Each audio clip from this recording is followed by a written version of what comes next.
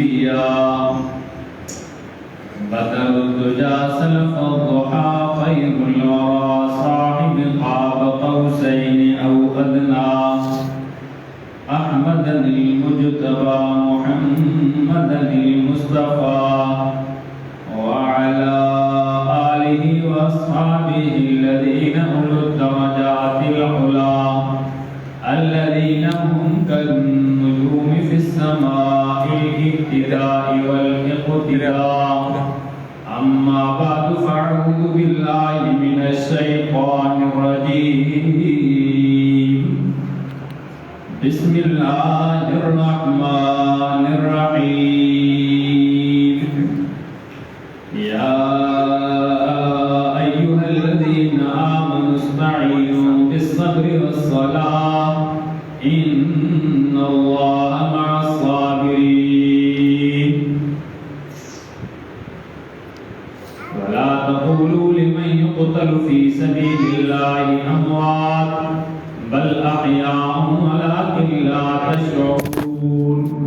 ولنبلونكم بشيء من الخوف والجوع ونقص من الأموال والأنفس والثمرات وبشر الصابرين الذين إذا أصابتهم مصيبة قالوا إنا لله وإنا إليه راجعون صدق الله العلي العظيم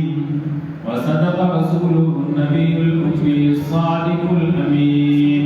ونحن على ذلك لمن الشاهدين والشاكرين والحمد لله رب العالمين إن الله وملائكته يصلون على النبي يا أيها الذين آمنوا صلوا عليه وسلموا تسليما सभी दोस्त दिल की मोहब्बत साथ दुरूद शरीफ पढ़ो अल्लाहुम्मा सल्लि अला सय्यदिना मुहम्मदिन नबील उम्मी व अला आलिहि व बारिक व सल्लिम अदद कुल्लि मालूमिन लक दाइमन अबदा मुझे मुकर्रम दोस्तों हजारों अल्लाह रब्बुल आलमीन ये पाक किताब कुरान मजीद फुरकान हमीद में चंद आयतों तिलावत की हैं दुआ है अल्लाह रब्बुल आलमीन था अल्लाह रब्बुल आलमीन मुझे सही समझाने तौफीक नसीब अता फरमाए इन्ना अल्लाह तबारक व तआला तुम्हारे साथ बल्कि जमी मुसलमान के इन्हें मथा अमल करने की तौफीक नसीब अता फरमाए मुझे मोहतरम दोस्तों दह मुहर्रमुल हराम ते इमाम आली मकाम सैयदना हुसैन इब्न अली रज़ियल्लाहु तआला की शहादत थी इमाम आज़म अबू हनीफा रहमतुल्लाह अलैह फरमाए तो सुन्नी जो टे निशानियां आहिनि सुन्नत जे अक़ीदे जो टे निशानियां पहले नंबर के अंदर मुफद्दिल शैख़ैन यानी हज़रत अबू बकर और उमर रज़ियल्लाहु तआला अन्हु के पूरी उम्मत के मथा फजीलत दिया अंबिया का बाद में सब का वधीक शान अबू बकर और उमर जो ये निशानी सुन्नी दिया है हज़रत उस्मान ने हज़रत अली रज़ियल्लाहु तआला अन्हुमा इन दिल जी जो है अदब एहतराम हर मुसलमान ये दिल जे अंदर हुजे टी निशानी सुन्नी दिया है मुहिब्बुल हसनैन इमाम हसन और हज़रत इमाम हुसैन रज़ियल्लाहु तआला अन्हु जी ये मोहब्बत मुसलमान ये दिल जे अंदर हुजे जंहिंमें टे निशानियां आहिनि सम्झो उहे सुन्नी आहे जंहिंमें टे निशानियां न आहिनि सम्झो उनजो अक़ीदो फासिद आहे वो कामिल मुसलमान न आहिनि त मुंहिंजा मोहतरम दोस्तों इमाम हुसैन रज़ियल्लाहु तआला अन्हु मुंहिंजे आका पैगंबर करीम सल्लल्लाहु अलैहि वसल्लम जो नवासो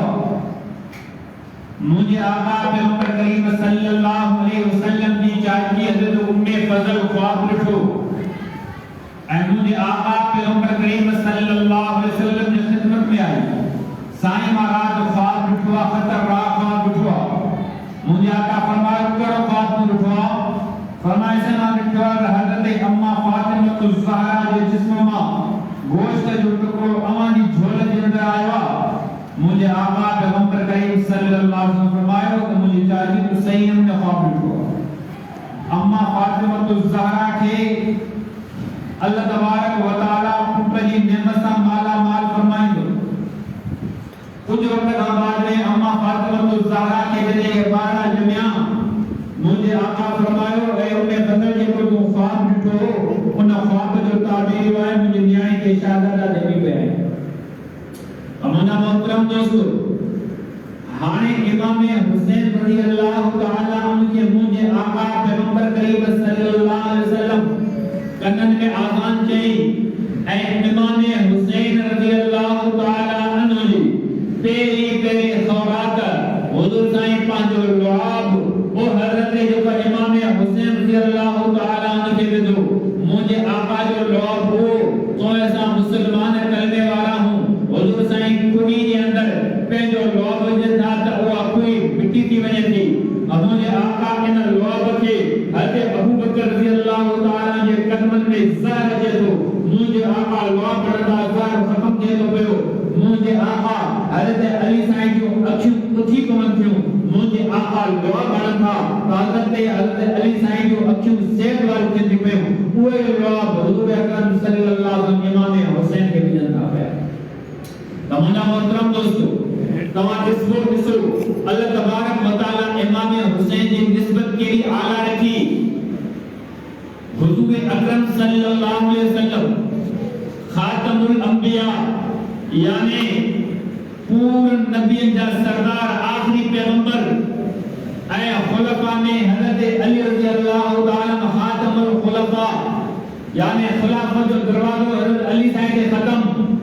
हुजूर अकरम सल्लल्लाहु अलैहि वसल्लम के चार न्याणियों सब खां नंढी प्यारी न्याणी अम्मा फातिमा तुल ज़हरा तो उन नंढी न्याणी मां अम्मा हजरत अम्मा फातिमा के बच्चा जमन था इमाम हसन है हुसैन के आखिरी औलाद तो अल्लाह तबारक व तआला उनन जे हजरत इमाम हुसैन जे अंदर एड़ियों रस्मों निशानियों रखियो जो सब में आसार खां आला हूं तो मुझे मोहतरम दोस्तों मुझे आका पैगंबर करीम सल्लल्लाहु अलैहि वसल्लम जुम्मे जो खुतबो दियन था हजरत हुसैन रज़ी अल्लाह तआला अन्हु अचन था पिया मुझे आका जीए जो को इमाम हुसैन ते नजर कई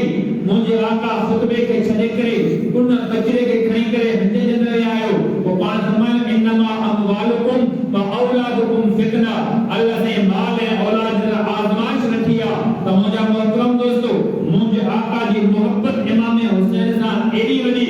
एतरे टाइम जो मुझे आका पैगंबर करीम सल्लल्लाहु अलैहि वसल्लम एकरे रस्ते सामने था अम्मा फातिमा के घर के ॿाहिरां आवाज रोण जो आयो मुझे आका फरमायो ऐ फातिमा इन बाड़ के न रोआ इन बाड़ जो रोण मां अल्लाह जे रसूल के बेताब करे छे तो पियो मुझे आका पांजे हजे जे अंदर खयो मुझे आका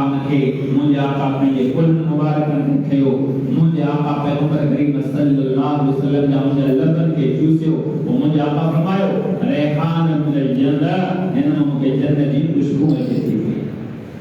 ये शहादत था मुझे मोहतरम दोस्तों तमाम सा एजाज करना हूं के वरी बुजुर्ग से मिलना हूं के वरी बुजुर्ग को के राणो जे को है शागिर्दी हासिल कंदो त माण्हू एज़ाज़ कंदो अल्लाह फलाणे बुजुर्ग सां जो पास मुलाकात कई फलाणे बुजुर्ग सां वेठो फलाणो वञी को फलाणे बुजुर्ग सां वरतो इमाम हुसैन रज़ी अल्लाह तआला मुझे आका जी सोबत अख्तियार कई ऐ मुझे आका पैगंबर करीम सल्लल्लाहु अलैहि वसल्लम को दुआ सिखाई बिस्मिल्लाहिल्लज़ी ला यज़ुरु मअस्मी शैउन फिल अर्दि वला फिस समाई व हुवस समीउल अलीम ये दुआ मुझे आका हज़रत इमाम हुसैन के फरमाई अऊज़ु बिकलिमतिल्लाहि ताम्मात मिन शर्रि मा खलक तमाम मोहतरम दोस्तों ये पूरे दो दुआ में जेके इमाम हुसैन रज़ी अल्लाह तआला के ओ मुझे आका पैगंबर करीम सल्लल्लाहु अलैहि वसल्लम पान खुद सिखाई हूं तमाम मोहतरम दोस्तों हाने जने इमाम हुसैन रज़ी अल्लाह तआला पहले नौजवानी के पहुंचन था इमाम हुसैन रज़ी अल्लाह तआला ने वक्त के अंदर जने यजीद दुनिया के अंदर इक़्तिदार के जे तो पियो हज़रत इमाम हुसैन के जालिमन मुनाफिकन कत्ल किया साईं तमाम जे बैत कयूं यजीद सां जेको आहे त मुहारो अटकायूं हज़रत इमाम हुसैन जे सिजदे करे और बैतुल्लाह के मदीनतुल मुनव्वरा के छॾे थो पियो त वञा दीन इस्लाम जे बोल बाला जला मजलूम मुसलमान जी मदद जला निकिरा थो पियो हज़रत मुंहिंजे आका हज़रत इमाम हुसैन जे घोड़े खे लगाम खे वठी करे छॾे बीहनि था साहब कराम साईं ये कूफे वारा गद्दार अथव ये कूफे वारा तव्हांजे अबे सां गद्दारी कई तंहिंजे करे तव्हां होॾे न वञो हज़रत इमाम हुसैन फरमायो वेंदुमि उन जाइ ते जिथे इस्लाम जो बोल बाला थे नाने दीन के सिर बुलंद करण लाइ वञा थो पियो हज़रत इमाम हुसैन रज़ी अल्लाह ताला पंहिंजे कुर्म कबीले सां गॾु करे हाणे जॾहिं कूफे जे जेको आहे मैदान ते पहुचनि था हाणे हज़रत इमाम हुसैन जे हुन सां ॻाल्हि ॻाल्हाए थो पियो हज़रत इमाम हुसैन हुनखे चयो हे ख़त तव्हां लिखिया हे जेको आहे सभु शयूं तव्हां कयूं आहिनि हुनजो सभु कुझु लिखियोसीं लेकिन असां पंहिंजी उसूल जे मथां हाणे न वेठा आहियूं मुना मोहतरम दोस्तों अर्ज़ में कयूं त इमाम हुसैन रज़ी अल्लाह ताला जेको ते टे शर्त उनखे कया पहिरियों शर्त इहो कयो तो पहले नंबर में जेके तमाम की मुसा मुनाफत करनी थी गद्दारी करनी थी तमाम खत लिखा ये पूरा खतन जा है मामा ने खतन से तमाम जे सामने आया है हां आखिरकार ये वजन बिठा था इमाम हुसैन जो मुके पहले नंबर छे तो मां पॉइंट पे पानी वापस वना बे नंबर के अंदर असा मुसलमान लोग के मुसलमान जे रियासत में मुसलमान जो मुल्क ने जेकरे हम जो बादशाह के फासे गुनाहगार आहे लेकिन जे सरहद जी हिफाजत कर हर मुसलमान की जिम्मे आहे अरे इमाम हुसैन फरमाया मुके छरियो तमाम जी बाटन ते भी करो जी चौकीदारी करना के दुश्मन जे पर के इस्लामी मुल्क जे बता बता के मेरे निकाह करे से टे नंबर जे मुके छरियो तमाम बराए रास्त यजीद सा जो मुलाकात किया मुनाफिक के जो टे शर्त तो कबूल है या तो बराए रास्त के बाद बैत करनी पौंदी या जे बाद जंग जो ऐलान करना पौंदो हज़रत इमाम हुसैन फरमायो तीर अमाम वटे तलवार अस्तामा वटे फौजू अमाम वटे ताकतू अमाम वटे लेकिन मुखे जो हथे खाली आए ना लेकिन मुसाफिर मुझे खानदान आहे लेकिन अमान जे सामो बैत न करनी आ तमाम जे सामो झुकणो ना है उन रब जे सामो पेशानी झुकाणी आ उन नाने जे दीन के जो पर बुलंद करणो आ जे नाने की करे इन दुनिया जे अंदर दीन के नाफिज कयो हो जे इनको पूरे कुफ्र के ताकतुन के खत्म कयो जे सारी रसूमात के पांच कदमन जे का दफन करे छरियो हो तने करे इमाम हुसैन करबला जे मैदान जे अंदर अज नाने जे दीन के जिंदा करण जे ला अज जेकरे मुजी जान जी का हरी वई जेकरे मुजी खानदान जी जान का नजराना हलिया वया त माके काई परेशानी कोन थी मुखे ने खुशी थी तमाम मोहतरम दोस्तों जेको हजरत इमाम हुसैन रज़ी अल्लाह ताला उते खुतबो दिनो वो खुतबो एडो वडो पुर असर हो एडो असर रखण वारो हो जेकरे वो खुतबो जबलन के देहा जबल में रजा थी कौन हा जेकरे इमाम हुसैन रज़ी अल्लाह ताला वो खुतबो जमीन के देहा जमीन फाटी परे हा जेकरे इहो इमाम हुसैन खुतबो आसन जो बार ककरन के देहा ककर पांजा जो बार जेके पानी रा बादल हा सारा खत्म करे छन हा लेकिन अफसोस इमाम हुसैन उन के जो बार खुतबो बुधायो जे दिल के पत्थर का वधीक सख्त थी चुकी ही लेकिन इमाम हुसैन जो खुतबो नो उनके कुछ भी असर न थियो तमोना मोहतरम दोस्तों अज दुनिया के अंदर मां जमला है साईं एक जमात हुसैनी जमात पीआई यजीदी जमात असा की केड़ी खबर पवे तो हुसैनी जमात केड़िया यजीदी जमात केड़िया हुसैन जा पैरोकार केड़ा है यजीद जा पैरोकार केड़ा है तमोना मोहतरम दोस्तों आवा के बुधाया कल इमाम हुसैन के केड़ी जरूरत पई जो मदीने पाक के छे मोजे हजरत इमाम हुसैन पंहिंजे खानदान समेत कूफे जी सरजमीन ते आयो आखिर उन जी जो बात मंशा चाहिए उन जो जेको इरादो छा हो आखिर केड़ी गाल ही जो इमाम हुसैन रज़ी अल्लाह ताला पांजो आबाई वतन छने करे हिन जो बात जो पत्थर जी जमीन ऐं जो बात हिन गरम वाली जमीन ओ जो बात जेके का का सावत का जेके का आबादी कोन उन जाय ते चंदा पिया तमोना मोहतरम दोस्तों उन जा असबाब कड़ा हा यजीद सा मुआदो हज़रत इमाम हुसैन के जात जे करे ना के जागीर जे करे ना के रिश्तेदारी जे करे ना के लेन देन जे करे ना लेकिन इमाम हुसैन जो मुकाबलो करना जो हो दीन जे खातिर हो ताद दीन जो बोल बाला थे ताद के जो कुफ्र ताकतों ए कुफ्र जो निजाम वो खत्म थे अल्लाह की धरती पे अल्लाह जो निजाम नाफिज थे माम पाक पैगंबर करीम सल्लल्लाहु अलैहि वसल्लम की शरीयत के अपनाए तमोना मोहतरम दोस्तों मां बुधाया हजरत इमाम हुसैन रज़ी अल्लाह ताला ये जो खुतबो वो सोने जे पानी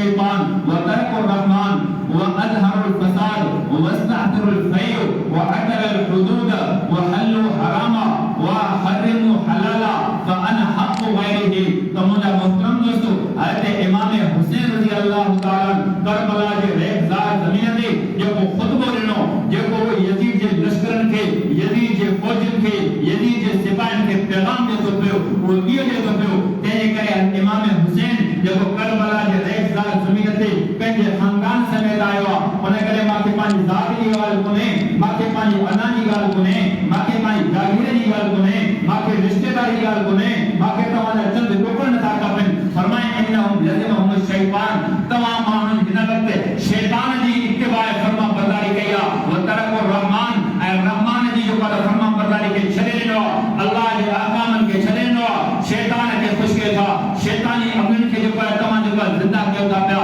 व अज़हरुल फसाद, तव्हां दुनिया जे अंदरि फसाद खे क़ाइमु कयो आहे। वस्तहदिरुल फई, जेको माल गनीमत, जेको हुकूमत जो पैसो आहे उन्हनि खे पंहिंजी ज़ाती जागीर सम्झी आहे। व अतल हुदूद, ऐं जेके शरई हुदूद आहिनि तव्हां उनखे मुअत्तल रखियो आहे। तो हल्लु हरामा, ऐं जेकी शइ इस्लाम जे अंदरि हिलाल आहे उनखे तव्हां हराम करे रखियो आहे, जेकी शइ हराम आहे उनखे तव्हां जेको आहे हिलाल करे रखियो आहे। इमाम हुसैन फरमायो फ़अना अहक़ु बिग़ैरिही, मां वधीक हक़दार आहियां जो तव्हां सां मुक़ाबिलो कयां, नाने जे दीन खे नाफ़िज़ कयां, अल्लाह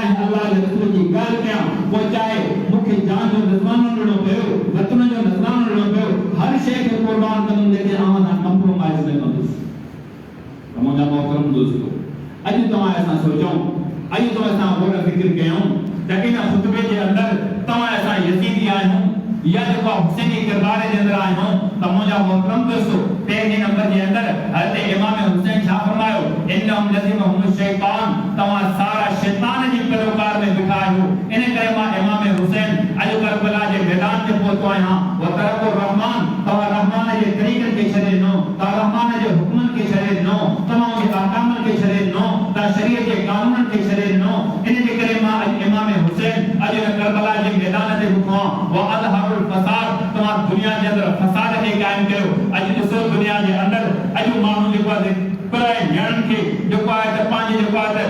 जेको ख़्वाहिशनि जो हवस बणाइनि था पिया। ऐं ॿिए नंबर जे अंदरि तव्हां दुनिया जे अंदरि ॾिसो जन माण्हू खे पैसो ऐं ताक़त आहे, अदालत जे ज़रिए पराए जेको हक़ खे गज़ब कनि था पिया। जेके तव्हां ॾिसो त माण्हू ताक़त वारा, क़ुवत वारा पंहिंजे हुकूक खे गज़ब कनि था पिया, दुनिया जे अंदरि फसाद क़ाइमु कनि था पिया, नाहक खून कनि था पिया। त मुंहिंजा मोहतरम दोस्तो, तव्हां ॾिसो के इज़त वारे खे उनखे बेइज़्ज़त कयो वञे थो पियो, कंहिं नमूना, कंहिंखे कचहरी जे अंदरि, कंहिंखे सोशल मीडिया जे अंदरि, कंहिंखे कहिड़े अंदाज़ ते। त मुंहिंजा मोहतरम दोस्तो, हज़रत इमाम हुसैन बि उन वक़्तु चयो व अज़हरुल फसाद, तव्हां दुनिया जे अंदरि फसाद खे क़ाइमु कयो आहे। इन फसाद खे ख़तमु करण जे लाइ मां अॼु इमाम हुसैन पंहिंजे जेको आहे मैदान सां पंहिंजे काफ़िले समेत तव्हां जे साम्हूं मुक़ाबले जे लाइ आयो आहियां। त मुंहिंजा मोहतरम दोस्तो, ॿिए नंबर जे अंदरि हज़रत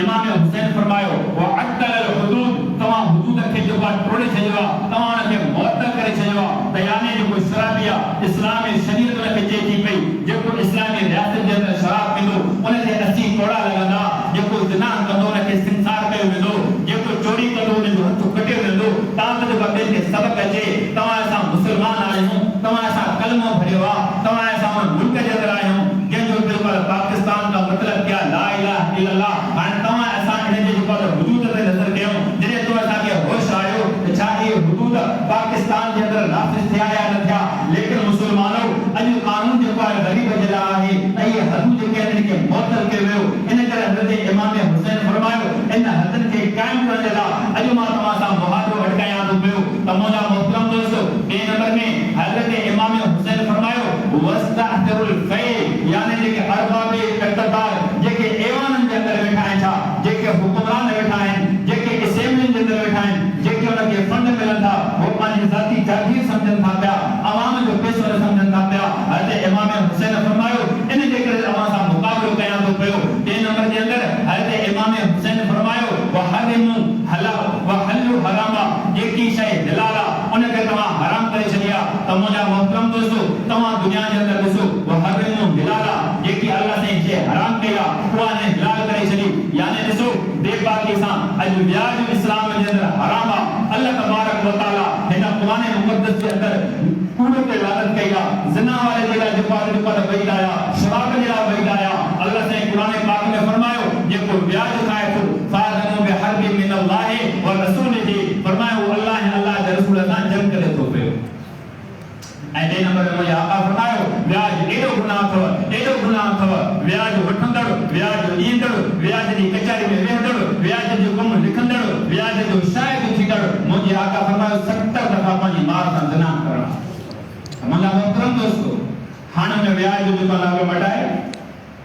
वो या हुनजो इंश्योरेंस या ग्राफेट हिकिड़ा नाला उलमा इकराम चवंदा न गॾाए जा लेना हुजनि, उनखे मथो कवर चाढ़े तव्हांजो उनखे चाश में पचाए जेके तव्हांखे लॾूं करे हले ईंदो आहिनि उहे साॻियो गॾाए जा लेना, लेकिन तव्हांखे लेबल विचारिया आहिनि। त मुंहिंजा मोहतरम दोस्तो, ब्याज खे केतिरा बि रंग जो ब्याज हराम आहे इस्लाम जे अंदरि। त हज़रत इमाम हुसैन यज़ीद सां बग़ावत इन जे करे कई हुई त याने तुंहिंजो का ब्याज जेको आहे उनखे जेको आहे तुंहिंजो का नाला रंग ॿिया न आहिनि। त मुंहिंजा मोहतरम दोस्तो, अहिड़े नमूने सां तव्हां असांजे मुआशरे जे अंदरि गिला आहे। मुंहिंजा आका फरमाए थो गिला करे थो पियो, ॼण सके भाउ जो गोश्त खाए थो, लेकिन तव्हां असां हुनजो नालो छा मटायोसीं? अलाए असांजी कचहरी में गपशप आहे। ऐं जेकॾहिं टे नंबर जे अंदरि जेकॾहिं रुश्वत आहे त उन रुश्वत जो नालो तव्हां असांजो का मुआशरे जे अंदरि चांहि पाणी रखियोसीं। ऐं जेकॾहिं तव्हां असां दुनिया जे अंदरि कूड़ आहे, उन कूड़ जेकॾहिं ॻाल्हाए थो उनजो नालो मटाए करे चवंदासीं न कूड़ न, इन हिकिड़ो बहानो ठाहियो हो। त मुंहिंजा मोहतरम दोस्तो, इमाम हुसैन रज़ी अल्लाह ताला करबला जे रेज़ार ज़मीन ते जेको ख़ुतबो ॾिनो त याने जेकी शयूं हराम आहिनि तव्हां उनखे हिलाल कयो आहे, तंहिंजे करे इस्लाम में जेकी शइ हराम कयो आहे उनखे हराम आहे। ऐं इमाम हुसैन रज़ी अल्लाह ताला फरमायो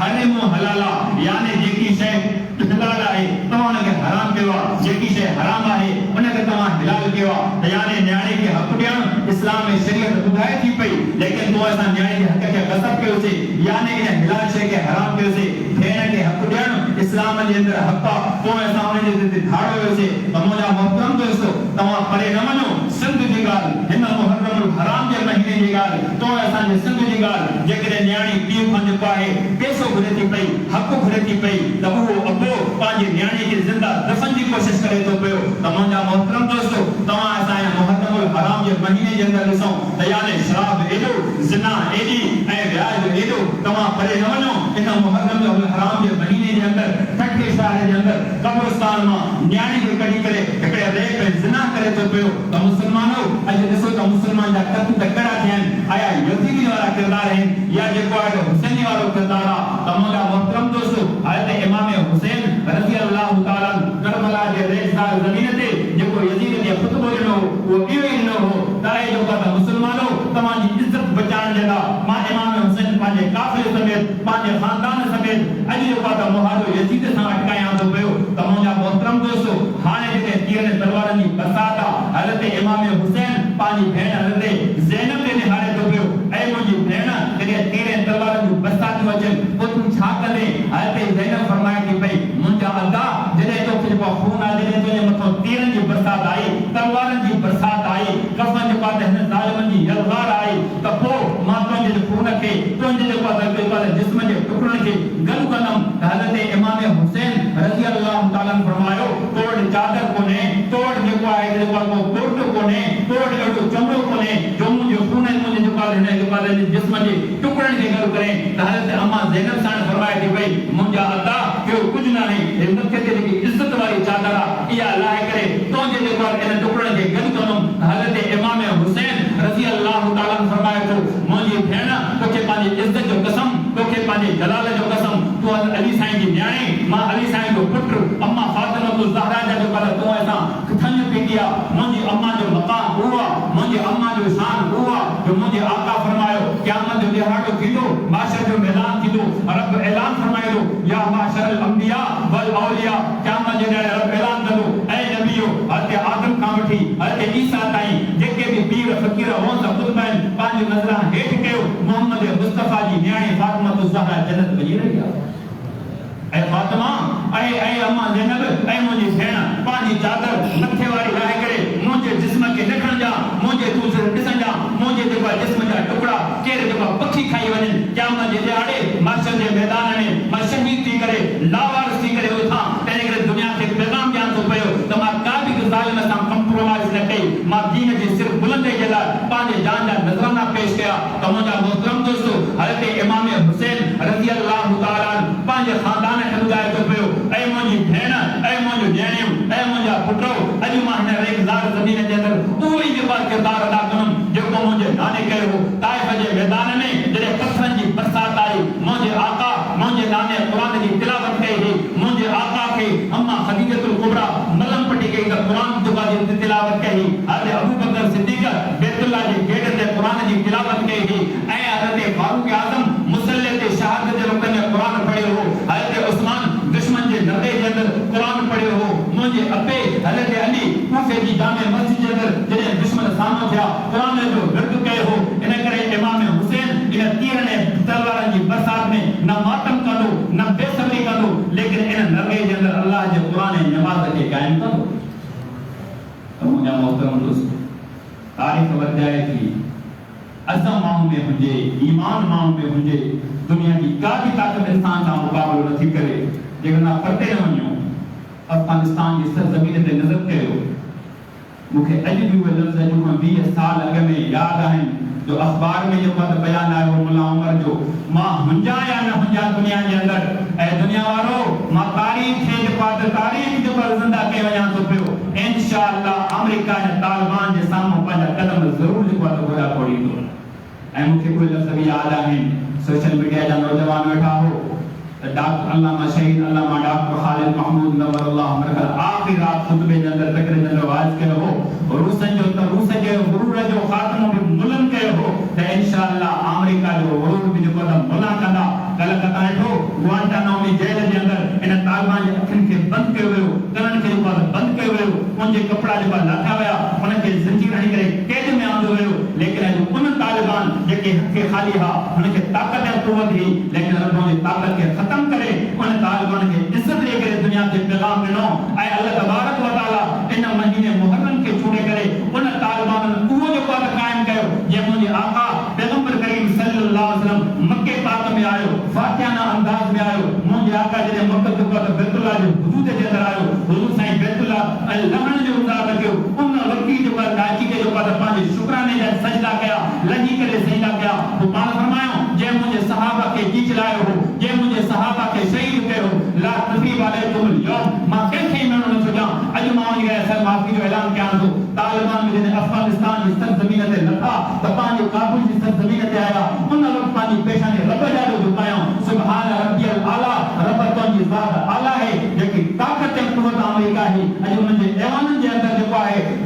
मातम आहे। असांखे अल्लाह साईं सोभ ॾिनी जो ख़ाली हथनि खे अॼु असांजो इक़्तिदार असांजे हवाले थी वियो। अॼु जेके ज़ालिम उहे भॼी विया। त मुंहिंजा मोहतरम दोस्तो, त तव्हां असां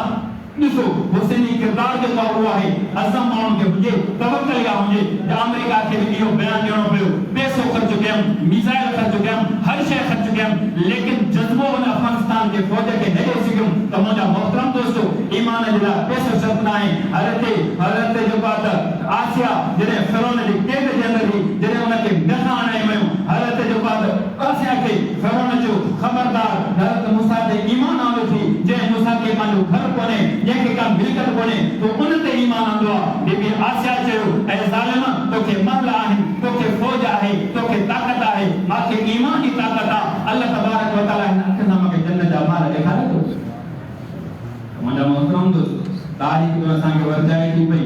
तारीख़ तो असांखे ॿुधाए थी पई त तव्हां असां हुसैनी कीअं आहियूं। जॾहिं तव्हां असांजे अमलनि खे शैतान जे तरीक़े खे छॾे ॾींदासीं। मां फ़िरके वारी ॻाल्हि नथो कयां। इन 14 अगस्त ते हिन मुल्क पाकिस्तान जो जेको वजूद ला इलाहा इल्लल्लाह जे वजूद में आयो, तारीख़ खे पढ़ी ॾिसो। जॾहिं 14 अगस्त थी, क़ाइद आज़म मोहम्मद अली जिन्ना पहिरियों अल्लामा शबीर अहमद उस्मानी खे चयो, ऐं अल्लामा शबीर अहमद उस्मानी वकील मां लड़ियो, पूरी कुर्बानी तव्हां ॾिनी, तंहिंजे करे पाकिस्तान जे झंडे खे हिन ऐवान ते तोखे ॼाणो आहे। अल्लामा शबीर अहमद पहिरियों आलिम हो जंहिं जेको आहे पाकिस्तान जे ऐवान ते ऐं सिंध असेंबली ते पहिरियों जेको आहे झंडो चाढ़ियो हो। त मुंहिंजा मोहतरम दोस्तो, त हीउ पाकिस्तान इन ला इलाहा इल्लल्लाह जे वजूद जे अंदरि आयो। ऐं मुंहिंजे आका पैगंबर करीम सल्लल्लाहु अलैहि वसल्लम न्याणी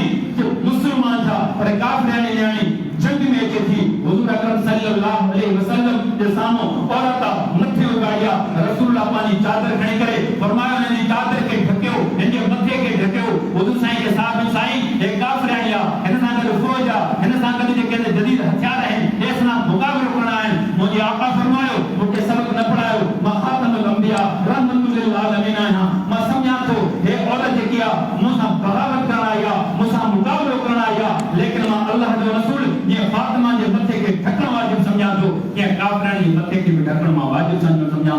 तो मुसलमानों ये पाकिस्तान ला इलाहा इल्लल्लाह जे वजूद जे अंदर आयो लेकिन 14 अगस्त से लाहौर जे अंदर तमा ॾिठो हिकड़ी जे नौजवान औरत के फुटबॉल वांगुरु उनजा कपड़ा फाड़ करे नंगो करे उनके जेको आहे फुटबॉल वांगुरु खेॾाईंदा रहिया तो मुसलमानों या यजीदियत न्याय न जो चाहे तो मुंहिंजा मोहतरम दोस्तों सफ़ीन हलाइण आसान ऐं जेको आहे त ऐं चांवर हलाइण जेको आहे त आसान है लेकिन तो ऐसा करे सोचो पांजी न्याणी के घर जे अंदर बुखी वेठी आहे भेण बुखी वेठी आहे उनके करे तव्हां असां पंहिंजा हक़ ॾिना आहिनि जेकॾहिं कुर्बानी कयूं था कुर्बान जे अंदर बि टे हक़ आहिनि हिकु अल्लाह जे नाले ते ॿियो ग़रीबनि ऐं रिश्तेदारनि में टियों पंहिंजे लाइ त मुंहिंजा मोहतरम दोस्तों तव्हां असां ख़र्च त आवाम ते कयोसीं लेकिन तो असांजी न्याणी तो असांजी भेण तो असांजी कुड़ी अॼु घर जे अंदर बुख जी हालत में आहे रब त तोखे पैसो ॾिनो आहे लेकिन उन भेण ते पंहिंजी न्याणी ते ख़र्च नथो करे पियो त मुंहिंजा मोहतरम दोस्तों इमाम हुसैन दुनिया जे अंदर इहो दुनिया जे अंदर पैगाम ॾिनो मां यजीद सां जेको मुक़ाबिलो कयां थो इन करे कयां थो पियो बग़ावत कयां थो पियो हिन अल्लाह जे अहकामनि खे टोड़ियो आहे हिन अल्लाह जे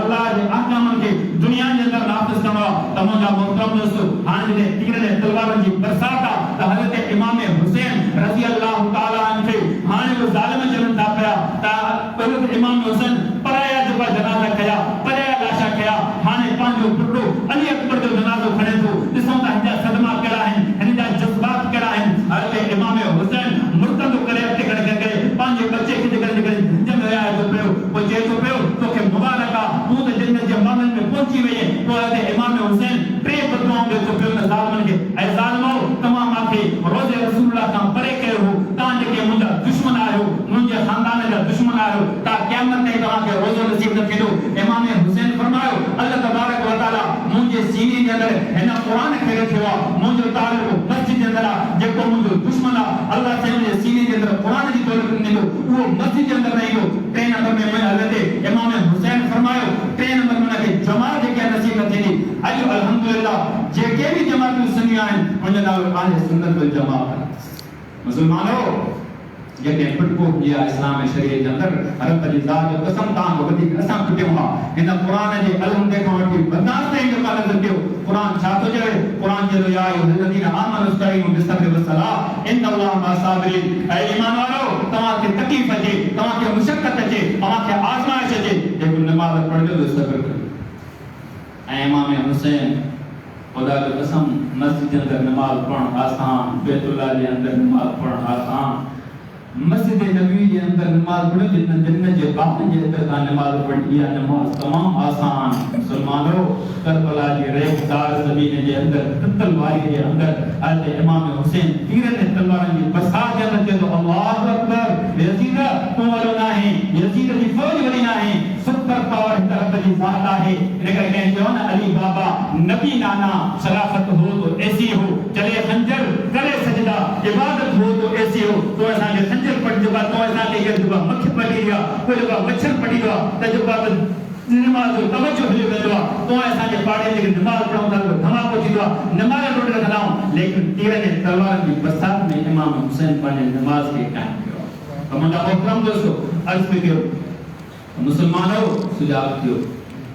ऐं ये हुसैनी जमात जो किरदार मौलाना फजलुर रहमान कायम करे दुनिया के पैगाम न नवाजे दुनिया वालों मां पांजे हिते खालियां अज़म मुवटा तवक्कल मुवटा जे मकसद करे पाकिस्तान आजाद थियो इंशाअल्लाह कोशिश असा या नतीजो रब जो संगा जो मां चोदासी अफगानिस्तान में वरी मुला किए ईंदा ता देखो अफगानिस्तान में खाली थे मुला अची गया कौन जे ऐवान जे अंदर जिया अज काफिर का अमेरिका जे जो बात जो ऐवान में मातम आहे अज उन के रब खुशी मिलिया तमाम मोहतरम दोस्तों मौलाना फजलुर रहमान साहब 29 अगस्त के अंदर कायदे आज़म के मज़ार के सामने वो बड़ो इज्तिमा रखियो यानी कायदे आज़म तो सा यो वचन के था तो जरूर सा ये तो आलमन के खणी अगे में हले जे मकसद कर पाकिस्तान के तू आजाद कयो इन आजादी के वठी करे अल्लाह के कानून के दुनिया के अंदर नाफिज करो कोई यजीद सा जे मुकाबलो करो पियो तो इंशाअल्लाह मुकाबलो कदा थे तमाम मोहतरम दोस्तों तो ऐसा के अल्लाह वाले चयो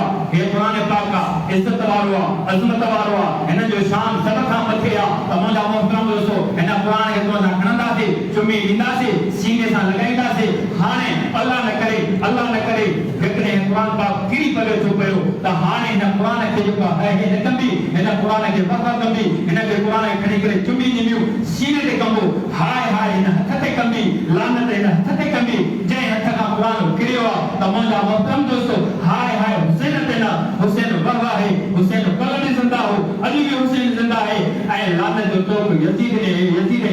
ते जे इमाम हुसैन के करायो। तमाम मोहतरम दोस्तों, मां के अर्ज कयो तो तारीख वजाए थी पई जने तवा सा ईमान कामिल हुंदो, जने तवा सा तवक्कल कामिल हुंदी, जने तवा सा दीन जे मथा मजबूत होला से दुनिया जो सुपर पावर इंशाअल्लाह तवा असा जे हथन का जो पर नेस्ते नाबूद थींदियूं, पर वो शर्ता ईमान तवा सा ईमान की दौलत हुजे। तमाम मोहतरम दोस्तों, तवा परे वने का ये ॻाल्हि आहे, माण्हू नहीं बोलनि जो सियासत सां कयो कम त इमाम हुसैन के कहिड़ो मक़सद हो जो करबला जे रेगिस्तान ज़मीन ते आयो। इन जे करे यजीद के लाइण हो, यजीद सां बगावत करणी हुई। लेकिन इहा बि आउं बेकार ॿुधायां, इक़्तिदार हुकूमत यजीद जे हथ में ही, रब इज्जत ॾिनी हुई त जेका त हज़रत इमाम हुसैन खे ॾिनी। त मुंहिंजा मोहतरम दोस्तों, इक़्तिदार में इज्जत न आहे, इज्जत किरदार में आहे। त मुंहिंजा मोहतरम दोस्तों, अल्लाह तबारक व तआला बि फरमाए थो क़ुरान मुक़द्दस में, जेको जमात खे क़ाइम कंदो, जेको सब्र कंदो, जंहिंखे ईमान कामिल हूंदो, दुनिया जो फातिह उनखे बणाईंदुमि। त मुंहिंजा मोहतरम दोस्तों, इमाम हुसैन जो ख़ुतबो अवां खे ॿुधायो। हाणे तूं असां पाण में गौर ऐं फ़िक्र कयूं, तूं असां जो भाई यजीदी जो टोले में आहियूं या जेको हुसैनी किरदार जे अंदरि आहियूं। दुआ है अल्लाह रब्बुल आलमीन खां, अल्लाह से तमाम असां जमी मुसलमाननि खे हुसैनी किरदार जे मथां हलण जी तौफ़ीक़ नसीब अता फरमाए। अल्लाह से तमाम असां खे यजीदी जमात खां बचाए। अल्लाह तबारक व तआला ता क़यामत जे ॾींहुं हिन हुसैनी जमात सां उठारे। व आख़िर दावाना अल्हम्दुलिल्लाहि रब्बिल आलमीन। रब्बना आतिना फ़िद दुनिया हसनह